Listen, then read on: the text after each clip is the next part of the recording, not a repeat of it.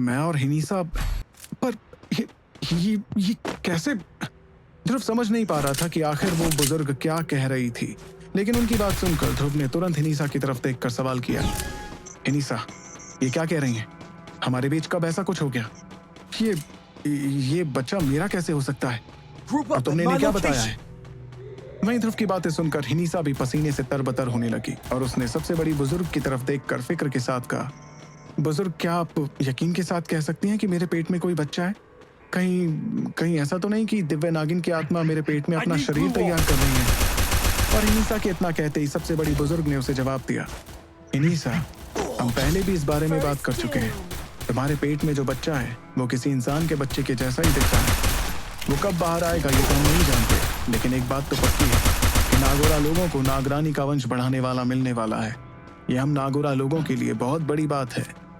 ऐसा कहते वक्त उस बुजुर्ग औरत की आंखों में थोड़ी खुशी भी झलक रही थी, लेकिन इसके अलावा उसमें काफी फिक्र भी थी। जाहिर सी बात है कि हिनीसा का वंश बढ़ाने वाला एक इंसान का भी बच्चा था, जिससे वो बुजुर्ग काफी परेशान थे। इतने में ध्रुव ने हिनीसा की तरफ देखकर आवाज ऊंची करते हुए कहा, हिनीसा, तुम मेरी बात का जवाब क्यों नहीं दे रही हो? इन्हें बताओ कि हमारे बीच लावा की दुनिया में ऐसा कुछ भी नहीं हुआ था। लेकिन ध्रुव की बात सुनकर हिनीसा काफी परेशान दिखने लगी। वो इसी परेशानी में एक नजर बुजुर्गों की तरफ देखती तो अगले ही पल ध्रुव के चेहरे पर आते गुस्से को। उसके बाद हिनीसा ने हिम्मत बांधकर ध्रुव के सवाल का जवाब देना शुरू किया। ध्रुव, लावा की दुनिया में हमारे बीच काफी कुछ हुआ था। तुम्हें शायद वो इसलिए याद नहीं होगा क्योंकि उस वक्त तुम अपने होशो हवास खो चुके थे और तुम्हें लग रहा था कि मैं इरा थी। उस वक्त भले ही मैं तुमसे नफरत करती थी, लेकिन ना जाने क्यों तुम्हारे करीब आने के बाद मैं खुद को रोक ही नहीं पाई। हिनीसा के मुंह से ये बात सुनते ही ध्रुव कुछ पलों के लिए तो दंग रह गया। उसे यकीन ही नहीं हुआ कि उस रात उसके और इरा के बीच जो कुछ भी हुआ था वो हकीकत में हिनीसा और उसके बीच हुआ था। इसका मतलब सच में नागोरा बुजुर्ग गलत नहीं कह रहे थे और हिनीसा के पेट में जो बच्चा था वो ध्रुव का ही था। इस बारे में सोचकर अचानक से ध्रुव को इरा का ख्याल आने लगा और उसने गुस्से में दांत पीसते हुए हिनीसा से कहा, तुमने मेरी मदहोशी का फायदा उठाया, लेकिन क्यों?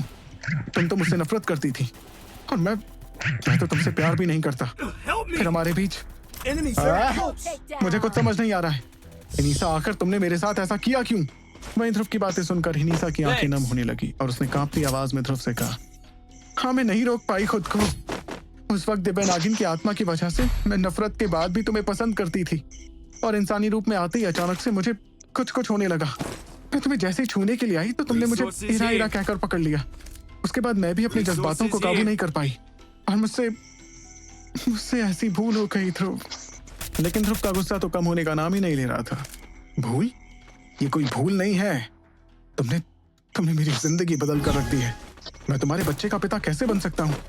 मैं तो इरा से प्यार करता हूँ। इस दौरान नागोरा औरतें एक दूसरे की तरफ परेशानी भरी निगाहों से देख रही थी। उन्हें ये पता था कि ध्रुव और हिनीसा के बीच लावा की दुनिया में कुछ हुआ था, लेकिन उसके पीछे की कहानी जानकर वो भी दंग रह गए। उन्हें समझ नहीं आ रहा था कि अगर ध्रुव किसी और लड़की से प्यार करता था तो फिर हिनीसा के बच्चे का पिता कौन कहलाता। दूसरी तरफ हिनीसा अपनी गलती पर पछतावा करते हुए आंसू बहाते जा रही थी। मनी मन वो भी बहुत वक्त से जानती थी कि जिस दिन ध्रुव को उस रात की सच्चाई पता चलेगी तो वो पूरी तरह से बौखला जाएगा। इसके बावजूद हिनीसा की हिम्मत नहीं हुई उसे सच बताने की। इतने में नागोरा औरतों ने ध्रुव और हिनीसा की हालत देखकर उनका झगड़ा रोकते हुए कहा, देखो, जो होना था वो अब हो चुका है, इसे कोई नहीं बदल सकता। ध्रुव, नागोरा लोग इंसानों से अलग होते हैं, इसलिए ये बच्चा अगले 3 से 4 साल तक तो बाहर नहीं आएगा, लेकिन इसके बाहर आने के बाद इसके पिता तुम ही रहोगे और इस बात को कोई नहीं नकार सकता। लेकिन ध्रुव को तो समझ ही नहीं आ रहा था कि वो क्या कहे। वो इस बारे में जानकर बहुत गुस्सा था, लेकिन फिलहाल खुद को इतना मजबूर समझ रहा था कि उसकी आंखों से भी आंसू निकलने लगे। उसे मनी मन लगने लगा कि उसने इरा को धोखा दिया था, इसलिए उसे जीने का हक नहीं था। लेकिन साथ ही वो हिनीसा को भी जान से मारने के बारे में सोचने लगा, क्योंकि उसने ध्रुव के साथ ऐसा धोखा किया था। इसके बावजूद ध्रुव कुछ नहीं कर पा रहा था, क्योंकि हिनीसा और दिव्य नागिन ने उसकी बहुत बार जान बचाई थी। इस मजबूरी को महसूस कर ध्रुव अपने घुटनों पर बैठ गया और वो जमीन पर सिर रखकर आंसू बहाने लगा। इतने में सबसे बड़ी बुजुर्ग ने ध्रुव से कहा, ध्रुव, जिंदगी हमेशा हमारे हिसाब से नहीं चलती है, वो तो बस चलती रहती है। हिनीसा का बच्चा हमारे नागोरा लोगों के लिए बहुत खास है, इसलिए हम इसे इस दुनिया में लाकर रहेंगे। वैसे ये बच्चा एक बहुत ताकतवर माँ की कोख से निकल रहा है, इसलिए इसे बहुत सी अनोखी चीजें खिलानी पिलानी पड़ेंगी। इस तरह वो बच्चा और ताकतवर हो जाएगा यहाँ तक कि तुम्हारा ये बच्चा बाहर आकर अच्छे अच्छे बुजुर्गों तक की खटिया खड़ी कर देगा। इस वक्त ध्रुव तो किसी अलग ही ख्याल में खोया हुआ था, लेकिन वो ये बात भी समझ रहा था कि बुजुर्गों की बात गलत नहीं थी। इस वजह से ध्रुव हिनीसा को जान से नहीं मारने वाला था, लेकिन वो कभी उसे इस धोखे के लिए माफ नहीं कर सकता था, और साथ ही वो कभी हिनीसा को अपना भी नहीं बना सकता था। मगर ध्रुव ये भी समझ रहा था कि वो बच्चा था तो उसी का है, इसलिए वो उसे भी किसी तरह का नुकसान पहुंचने नहीं दे सकता था। तभी बुजुर्ग ने ध्रुव से आगे कहा, जिन अनोखी चीजों की इस बच्चे को जरूरत है, उस हिसाब से ही इसकी ताकत और काबिलियत का फैसला होगा। अगर मामूली चीजें इस्तेमाल हुई तो ये शक्ति सम्राट बनने के काबिल रहेगा। अगर थोड़ी खास चीजें इस्तेमाल हुई तो एक शक्ति पूर्वज तक बढ़ सकता है, और अगर सबसे खास चीजें इस्तेमाल हुई फिर तो इसकी काबिलियत और ज्यादा ताकतवर बनने की होगी। इस पर ध्रुव ने अपने आंसुओं को काबू करते हुए गुस्से भरी नजरों के साथ हिनीसा की तरफ देखा। हिनीसा भी समझ गई थी कि शायद अब से ध्रुव और उसके बीच बहुत बड़ा फासला आ गया था, जिसे मिटाना तकरीबन नामुमकिन था। इतने में ध्रुव ने दांत पीसते हुए एक मजबूरी महसूस की और फिर बुजुर्गों की तरफ देखकर सवाल किया, फिलहाल आप लोग इस बच्चे को कैसी चीजें दे रहे हैं?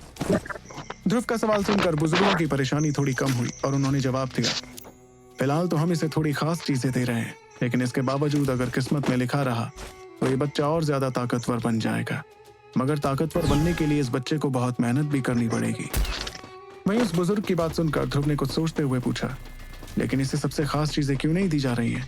अगर सबसे खास चीजें आपकी रानी के बच्चे के लिए नहीं इस्तेमाल होंगी तो फिर किसके लिए इस्तेमाल होंगी? तभी उसकी बात पर बुजुर्ग ने मजबूरी में जवाब दिया, दरअसल सबसे खास चीजें बहुत अनोखी और बेशकीमती हैं। हम नागोरा लोगों के पास जितनी खास चीजें थीं उस हिसाब से हमने सब कुछ इकट्ठा किया, मगर इसके बावजूद हमें और बड़ी रकम इस बच्चे के लिए दवा तैयार करने के लिए हकीम को थमानी पड़ी।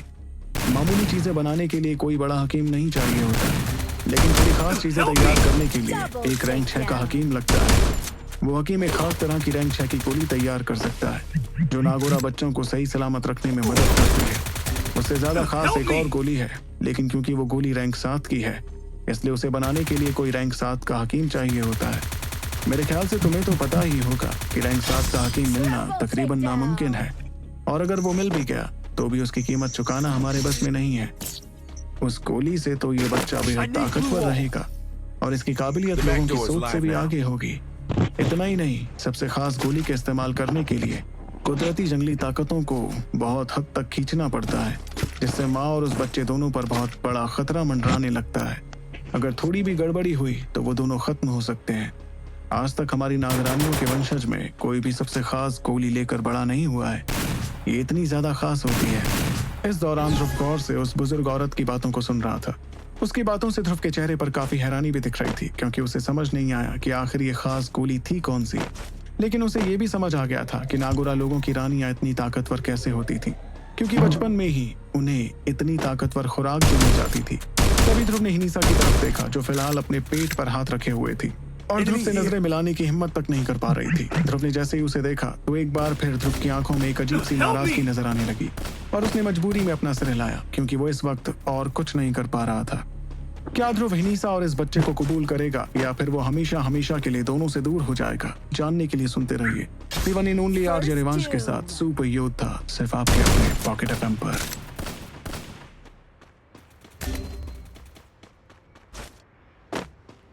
नागोरा बुजुर्गों की बात सुनकर ध्रुव काफी हैरान परेशान हो गया था। इस बारे में थोड़ा सोचकर ध्रुव ने बुजुर्ग से सवाल किया, मुझसे आखिर चाहती क्या है? इस पर सबसे बड़ी बुजुर्ग ने मुस्कुराते हुए जवाब दिया, हिनीसा के पेट में बच्चा है और उस बच्चे के पिता तुम हो, इसलिए तुम्हें वही चीजें करनी होंगी जो एक पिता करता है, यानी बच्चे और बीवी के लिए थोड़ा जिम्मेदार बनना होगा।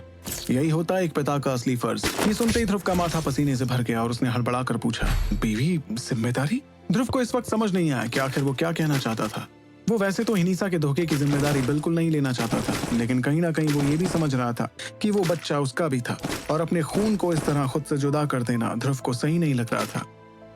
लेकिन इसके साथ ही ध्रुव हिनीसा को अपनी पत्नी मानने के लिए तैयार नहीं था।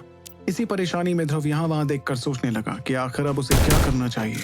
वहीं ध्रुव की ऐसी हालत होता देख सबसे बड़ी बुजुर्ग ने यहाँ भरते हुए कहा, देखो, हम लोग तुम्हारे और हिनीसा के रिश्ते के बारे में कुछ नहीं कह सकते हैं।